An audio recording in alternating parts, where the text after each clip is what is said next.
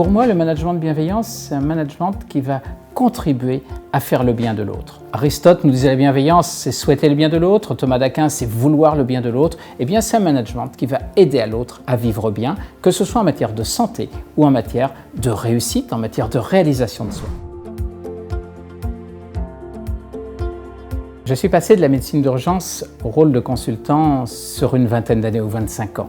C'est par hasard au début que je me suis intéressé au cours de mes études à l'influence de la motivation sur le stress, à l'interaction entre le stress et la motivation. Ensuite, je me suis rendu compte que les leviers de motivation correspondaient à des comportements bienveillants. Dans les années 2008, j'ai commencé à parler de bienveillance au travail et en 2011, j'ai parlé de management bienveillant pour une des toutes premières fois. Le rôle du manager est de plus en plus compliqué, mais aussi, je pense, de plus en plus intéressant. On a dans notre pays deux mots actuellement. Un niveau de stress qui augmente depuis 10 ans, on est passé de 40 à 64% de personnes qui s'estiment stressées, et en parallèle, un niveau de motivation qui s'effondre. Si le stress nous pose problème, c'est d'une part que les sources se sont envolées, mais c'est qu'en parallèle, les facteurs de protection se sont effondrés. Et donc, ce que l'on va faire à travers le management bienveillant, c'est essayer d'apporter des facteurs de protection.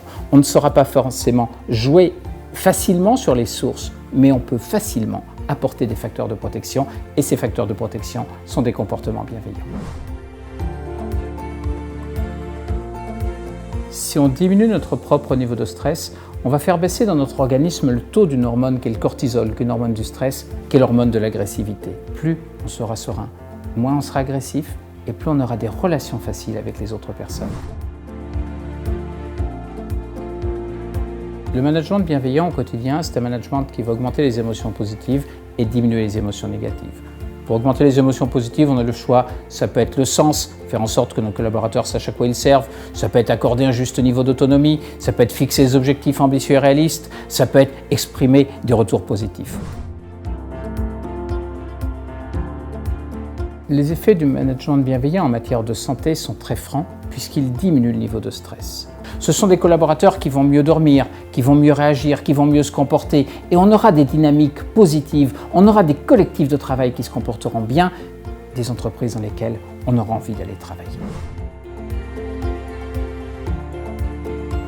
On peut aller chercher des objectifs qui soient très élevés grâce à un management bienveillant.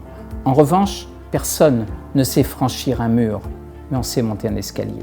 Si on fractionne un objectif très important en différents niveaux, en fixant des objectifs intermédiaires qui à chaque fois seront des défis possibles, là, on va chercher de l'excellence et en même temps de la santé.